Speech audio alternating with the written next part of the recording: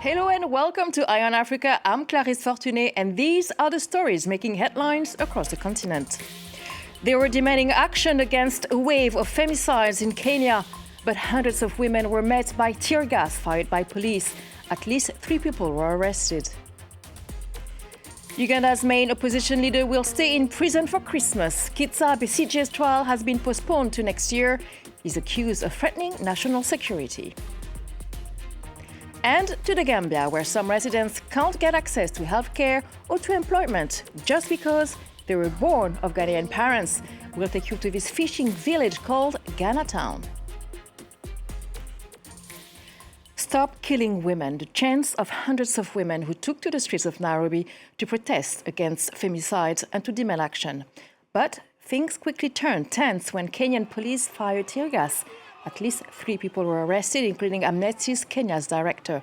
Amnesty and 3 other organizations have condemned the police response, calling the protest a courageous stand against the ongoing killings of women. Our Kenya correspondent Olivia Bizo has the details. Kenyan police didn't even give the women 5 minutes before breaking up the protest against gender-based violence. They barely had enough time to display their Stop Killing Us posters before the tear gas was unleashed. Now, the march was meant to wrap up the 16 days of activism against gender-based violence, bringing together women, human rights activists and allies. Instead, it was met with arrests and police violence. Earlier, our team spoke to some of the protesters who were there, trying to make their voices heard. They've already tear-gassed us. Hatujafanya kitu, we are unarmed. We want them to stop killing women. Naacha kutu tear-gas. This is a constitutional right. We're supposed to be here, and we are not leaving. We came here for a reason, and they're throwing tear-gas all over. Women are dispersed all over. Because I'm assuming you're here to offer protection to protesters, not to throw tear gas at them and chase them away. Because they already knew that this was going to happen. It's an organized march, so like something that sprang out of nowhere. A few weeks ago, President William Ruto voiced his support for gender protesters, pledging to stand with them in the fight against gender-based violence. But after today's violent crackdown, it's hard to ignore the gap between his words and what's actually happening on the ground. Between August and October of this year, at least 97 women were killed in femicides across Kenya. It's an alarming reminder of just how urgent this issue really is. More than 120 people, mostly civilians, have been killed in 2 days in Sudan bombardments as the conflict between the army and RSF intensifies.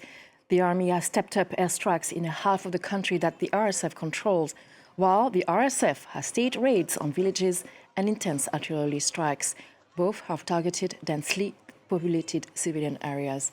On Monday, the Sudanese army's airstrike hit Kabia, a town about 100 kilometers west of El Fasher, the state capital that has been under siege from the paramilitary rapid support forces. In Uganda, Kizza Besigye's trial has been postponed to January 7th next year. The opposition leader is accused of threatening national security.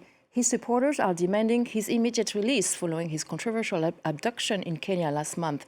Besigye and his close aide have now been imprisoned for nearly a month, and he'll most likely spend Christmas in prison until next year.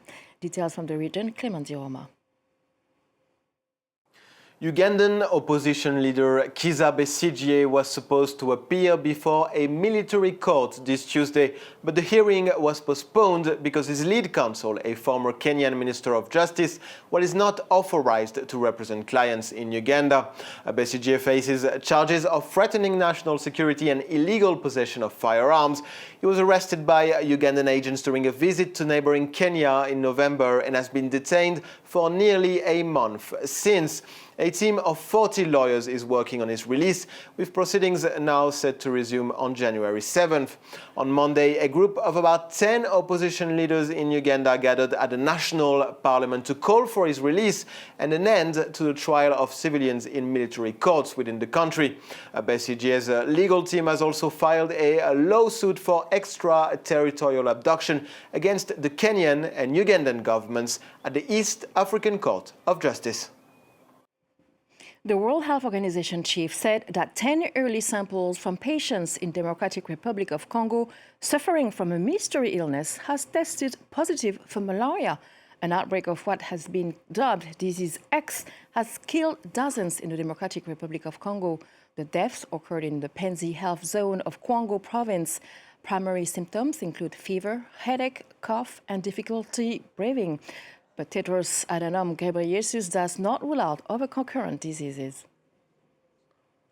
Less than 2 weeks ago, WHO was informed of an undiagnosed disease in the Democratic Republic of the Congo that has now caused 416 reported cases and 31 deaths.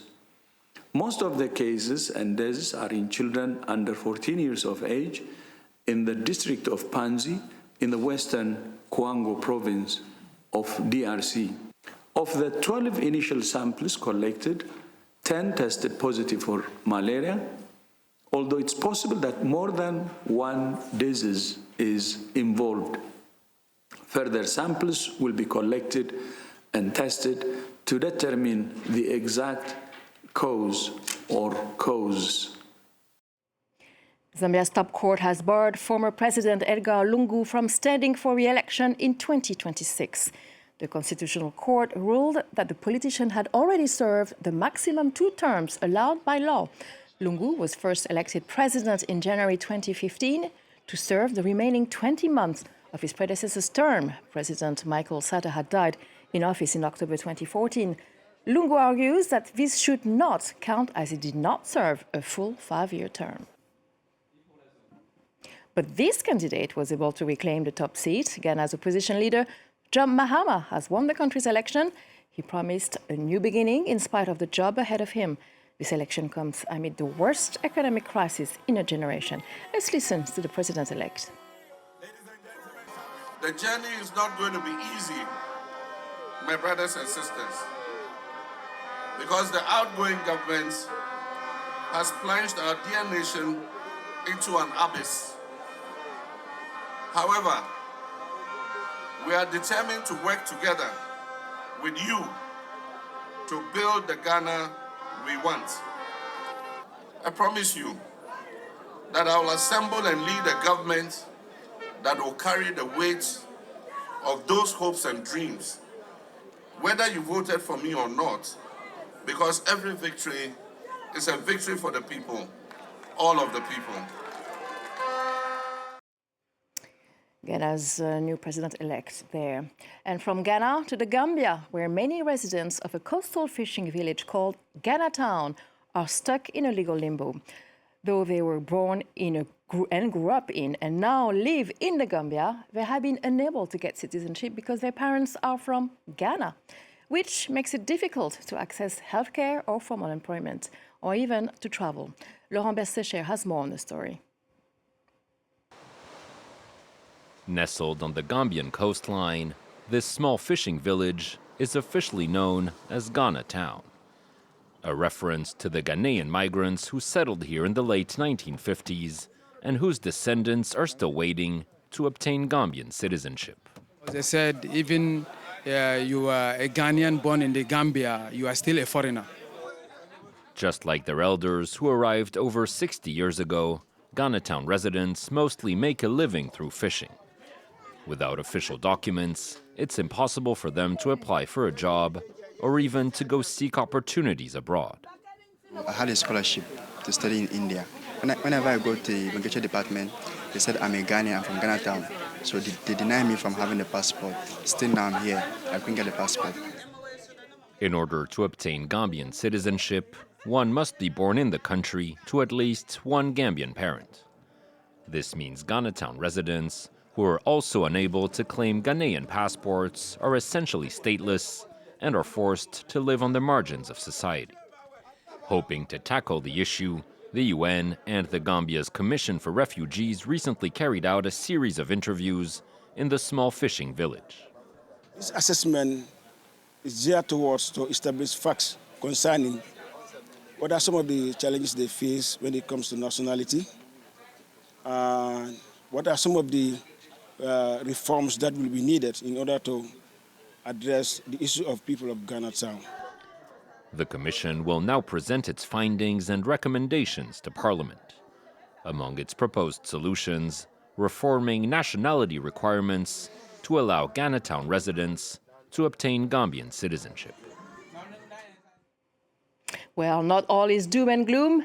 Parts of Lagos has been transformed into a winter wonderland with dazzling bright lights. As you can see, ahead of the holiday in a Nigerian city is already in a Christmas spirit.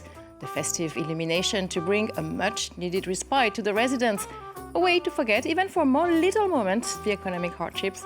And this Christmas lights display has become a tradition that residents are said to look forward to every year.